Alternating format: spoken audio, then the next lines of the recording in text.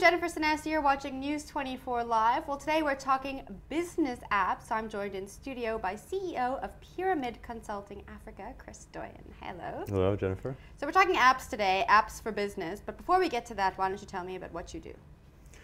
Basically, we're a web and mobile development company. We also do consulting. We've been around for about 16 years. Wow. We actually started with the early web, doing very simple projects like microsites and banners, and grew with the web, let's say. We now operate on 5 continents. We opened our Africa operations about 2.5 years ago. We're in Johannesburg and Nairobi. Globally, we have a production center in Vietnam with about 400 developers serving our various offices. Now, we're talking apps for business today. Can you tell us what goes into developing a good app for a business? I think there are a number of things. You know, when businesses are looking to develop apps, I think they really need to align their app development strategy. Basically, what kind of value are they trying to deliver, what services, and ensure that that's one of the first things they look at. Then as you move down the line, there are a number of things. They need to know their audience, so what's the prevalent platform in the market? Is it BlackBerry, like it is here in South Africa, or is it iOS or Android? You know, is it other markets? Looking at that, I think that's one of the key things. But I'd say one of the most important factor is to make sure that they provide a relevant experience or relevant services to make sure that the app actually has a reason for being.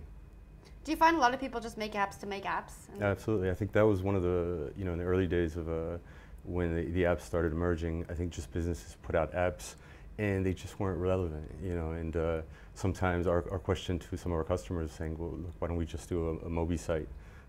You're not providing any kind of different service through the app, and there's no real benefit basically for your customers. So, why don't we just save you some money, basically? Honestly. That's very nice. Yeah, no, but it's, we have long-term relations. We consider most of our customers as partners, so there's that level of trust. Now, what's the checklist you need to consider when you want to take an app to market? I think if some of the compelling arguments, let's say, to take an app to market is you have to ask yourself, what kind of relevant experience am I going to provide to my clients, my users, or my customers, and what does the mobile platform or channel provide that another channel doesn't? Yeah. So how do I really optimize and leverage some of the features that you find in the mobile phone? So is it geolocation? Is it some of the payment gateways that you're able to transact through? Is it the fact that well, like I said, geolocation, you're able to push relevant context sometimes at the right time. So when someone's performing a certain action at a certain place, you're able to provide them a service that's of use. All right, now talk me through some of the mistakes you've seen people making when it comes to app development in businesses. The key thing is putting out an app that has no purpose. Right. I think that's the first thing. Don't do that. Exactly. But I think one of the key things too is to really focus on the most important value features, or to be able to prioritize what is it that I'm trying to deliver, and really make that the aim of your app. I think keep it as simple as possible, provide a rich and relevant user experience. And you've got right now, through the use, everybody uses Facebook and Twitter, and so we in our minds we already have kind of a framework of what an app's supposed to look like. So it's not, I think you're safe if you kind of follow those guidelines, depending on what you're trying to accomplish. But generally, if you follow those guidelines, you're pretty safe.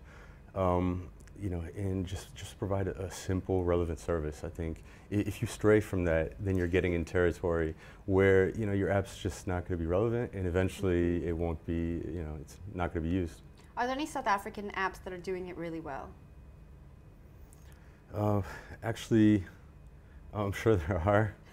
To be honest, I'm sure there are. I mean, besides some of the apps, we've developed a lot of apps, but they've been B2B. Yeah. I think one app that you know I think is a great app, but I think it's just a great service is the Pebble that Appsa launched from Thumbs Up Innovation. I think payments Pebble. Yeah, exactly. Yeah, and I think that provides it's the ease of use and just the technology itself. I think is brilliant.